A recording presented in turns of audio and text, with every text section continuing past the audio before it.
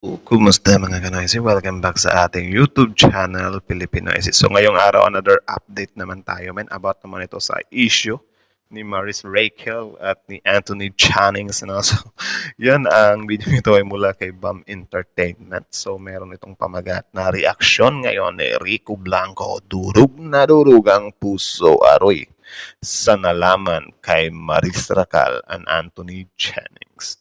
Grabe maging tayo man medyo na-shock lang tayo. Hindi naman tayo totally madudurog talaga unless fan ka ni Rico Blanco, fan ka ni Maris, or fan ka ni Anthony Jennings. Ako wala naman akong siguro si Rico Blanco gusto ko yung mga kanta niya, pero yun, nakikichismis lang din naman talaga tayo dito. So bago natin simulan, BAM Entertainment, supportahan nyo yan. Tapos syempre si Ian Gasa, courtesy din sa kanya. Tapos, syempre, our YouTube channel, Filipinoisis. So, mga kanoysi, hindi na natin ito patatagalin pa. Simulan na natin. Ang nababagat ang video ito, reaction ngayon ni Rico Blanco, durog na durog ang puso sa nalaman kay Maris Racal and Anthony Jennings. So, again, BAM Entertainment, Filipinoisis, like, comment, share, subscribe. Stop. Ito lang naman yung akin, no?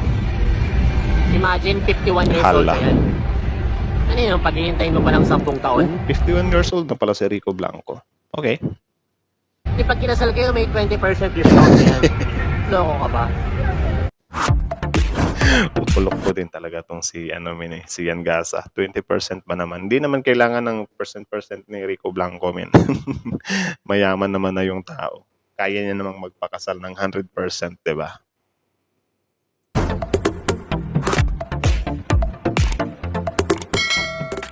Noon naging laman ng balita ang hiwalayan ni Maris Racal at Rico Blanco at hindi lingid sa kaalaman ng lahat ang totoong dahilan ng kanilang hiwalayan. May mga Sabi nila espekulasyon wala daw cheating eh. pa noon na wala umanong kinalaman ang on-screen partner ni Maris Racal na si Anthony Jennings kung bakit nag-break sina Maris at Rico at todo tanggi pa ang dalawa patungkol sa balita. Kaya naman muling sumabog ngayong araw ang inilabas ng ex-girlfriend ni Anthony Jennings na si Jamela Villanueva kung saan naglalaman ng mga screenshot na conversation ni na Anthony at Maris Racal kung saan mabilis na nag-viral ang nasabing mga larawan na naglalaman ng matatamis na mensahe ng bawat isa habang nakatali pa sila sa Screenshot is the ultimate time truth teller, sabi nila. kani-kanilang relasyon.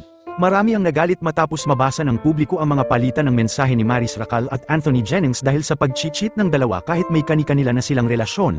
Marami naman tuloy ang naawa kay Rico Blanco ngayon dahil matatandaan noon na may mga espekulasyon din patungkol sa kanya na siya daw umano ang nagkaroon ng problema kung bakit sila naghiwalay ni Maris Racal. Yan din yung isa sa masakit na part, na parang tahimik ka lang, 'di ba? Tapos syempre, for example, may mga solid fan ni Maris. Since hindi nila alam kung ano yung reason ng hiwalayan, of course, si Rico Blanco ngayon yung aatakihin nila.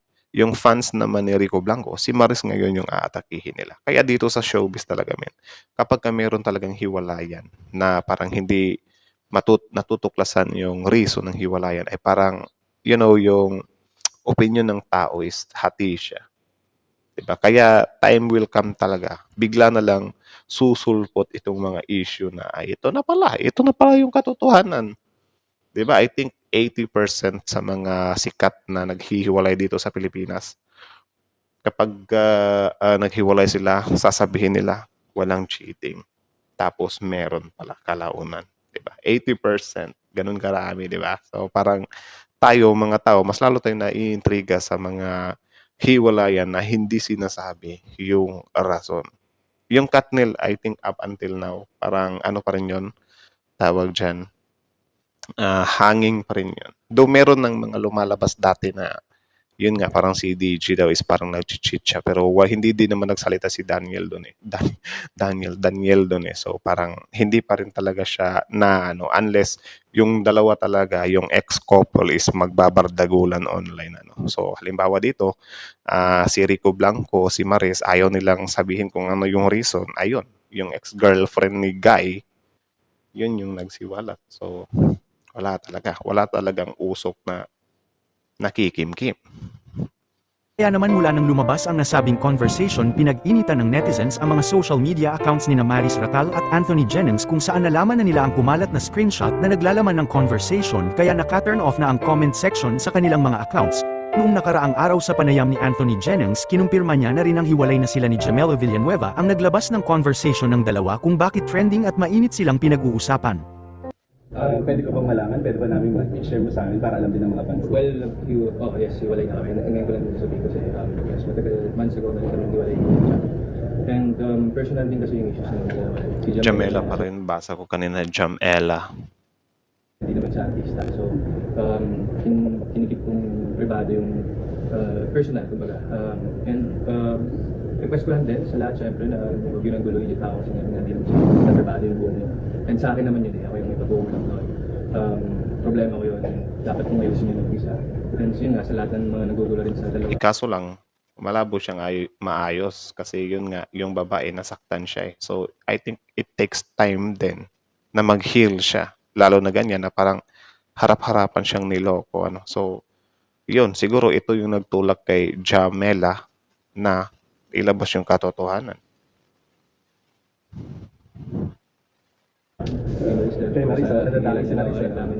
Kaibigan lang po kami and sana matigil lang. O diba, kaibigan lang po kami. Yan yung nagiging rason din kung bakit sumapog itong ex-girlfriend.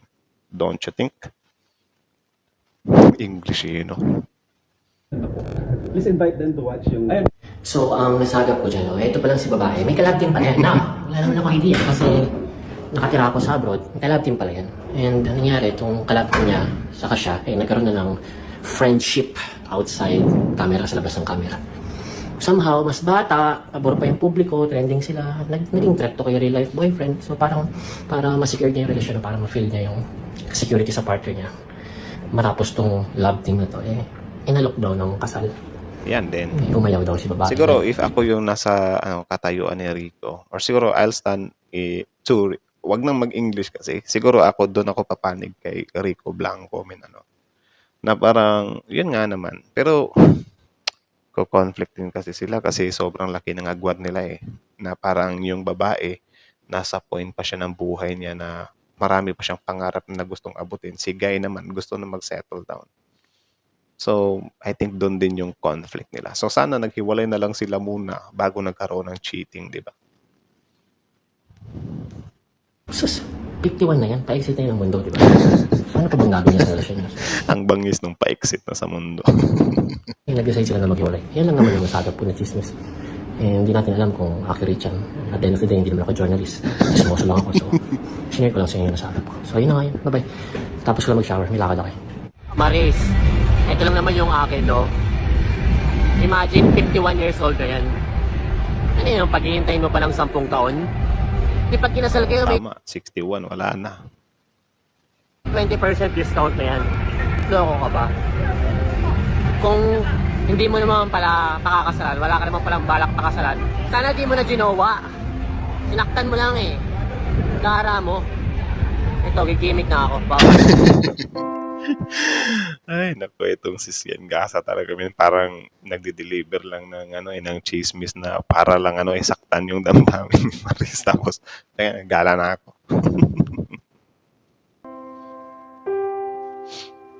Ayan sobrang sweet ng dalawa. Dikitan talaga. Sino bang hindi matetempt dyan, men, Sus. Kinakas kasi.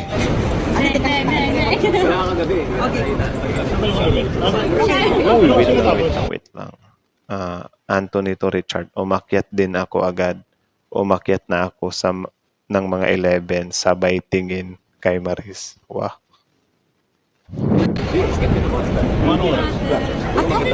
Okay lang. Oo, naka-video yan. Tapos binidyo na.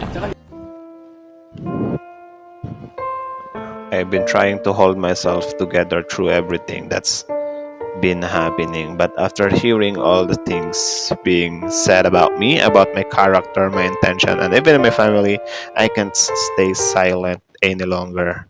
It's been deeply painful, and I know it's no longer just about me.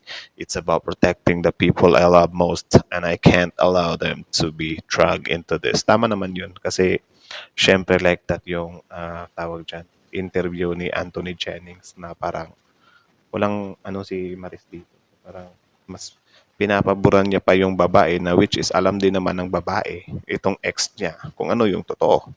I'm not here to relieve the past or cause more pain. I just need to share my truth.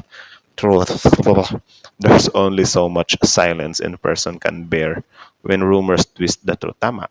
Yun din. Sabi ko sa inyo na yan yung dahilan kung bakit itong si ex-girlfriend.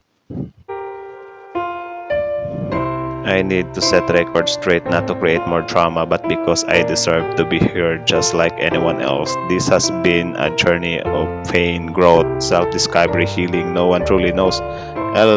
It's strength I've been haba. Ang haba. I'm grateful that Anthony finally chose to speak the truth because I had been carrying the weight of it all on my own for so long. Tama din, men. Actually, nagiging ano pa nga yung ex niya dito Nagiging understandable pa.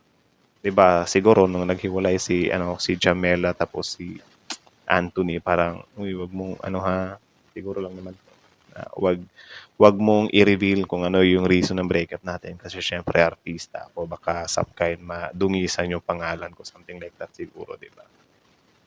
So, yun, nung nagsalita si Anthony, hindi niya naman inamin. Sinabi niya lang, walang kinalaman si Maris. Ayun. Siguro na-trigger si girl. Siguro lang naman. It's so painful to be attacked by others to protect him out of respect. When Maris came into the picture, I was genuinely happy for you both. I have been chosen to be supportive despite the red flags I couldn't ignore. I respected your craft. I believe in you both. But betrayal like this cuts deep.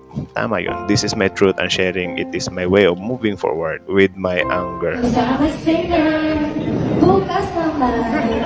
Ako ay actor, 6 a.m. call time. Pahinga walang time, para kong baby. Sino to si Maris to? Angel pala siya. Right now. Sad girl. Pangiti-ngiti lang ako, pero ako'y depreso. Nasa preso.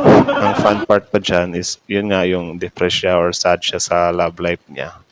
Parang si Anthony yung some kind nagko-comfort sa kanya based dun sa pinost ng ex-girlfriend. Ngiti lang ako, pero ako'y depreso. Pagi ang ngiti, kaya ko ito, para kung nasa preso. Pitit si Maris,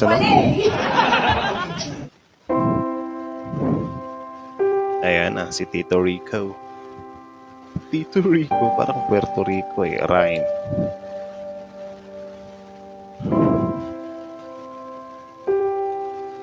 Pero I think nakamove on na si nakamove on na si Tito Rico.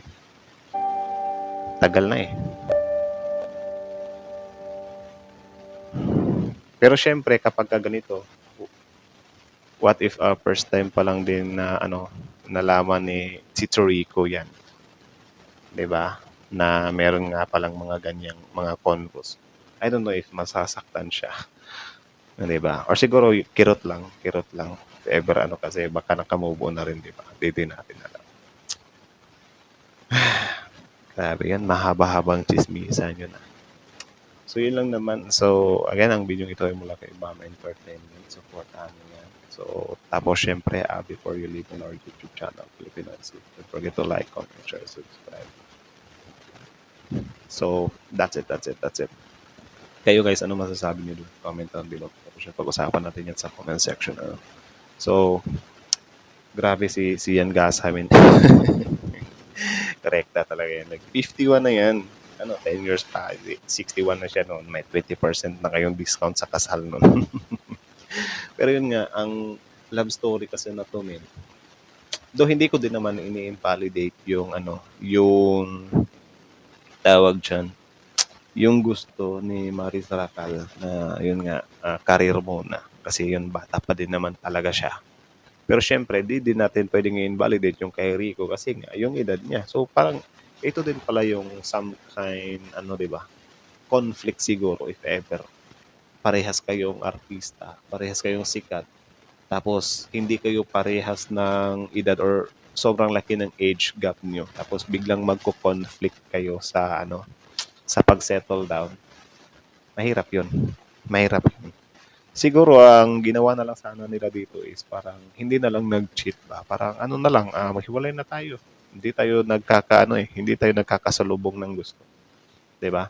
Ikaw gusto mo na mag-settle down, ako gusto ko pang habulin or i-pursue yung career ko, something like that. So, since hindi tayo pwedeng edi hiwalay na lang tayo. Parang ganyan ba? Tapos hanap na lang si Rico Blanco ng ng kaedad niya or yung malapit-lapit sa edad niya na willing ding mag-settle down.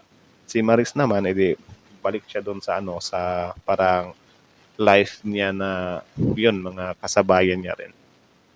'Di ba? So ito din pala yung yung some kind advantage and disadvantage of having age gaps. Pero I think sa kanila lang naman yan or konti lang yung tawag diyan percentage na magiging ganyan yung outcome. Siguro ako yung nasa side ni Rico Blanco. Siyempre gusto ko na rin mag-settle down, 'di ba? Kaya naman kitang buhayin. Ngayong panahon kasi ngayon, sa panahon kasi ngayon, parang ang mga babae gusto na nilang maging successful din. Though wala naman din talaga akong problema doon, 'di ba? Pero 'yun nga, mas maganda kasi kung mahirap na magbitaw ng salita dito. Ngayon naka-attend kasi ako ng seminar na yung babae, dapat talaga sila yung nag-take care ng family. 'Di ba? Na yun nga, yung guy yung magpo-provide. Ngayon kasi yung mga babae, yun nga, hindi ko nga ini-invalidate yun. Ngayon kasi mga babae is more na gusto na din sila na may mapatunayan sila sa sarili nila. Ang problema kasi sa kapag gaganyan, kapag parehas kayong may napatunayan sa sarili, baka magkaroon din kayo ng conflict sa bahay. O paano to? Sinong magbabantay sa anak natin? Halimbawa, mas malaki yung sahod ni girl over sa boy. O mas malaki sahod ko ikaw magbantay ng anak natin. Baka magiging ganun yung scenario ba or magkakaroon talaga ng hindi pagkakaunawaan. So napakalaking conflict din. So yun lang naman. So again, Abam Entertainment. Let me know if you like, comment, or subscribe. Comment down below guys and then yeah.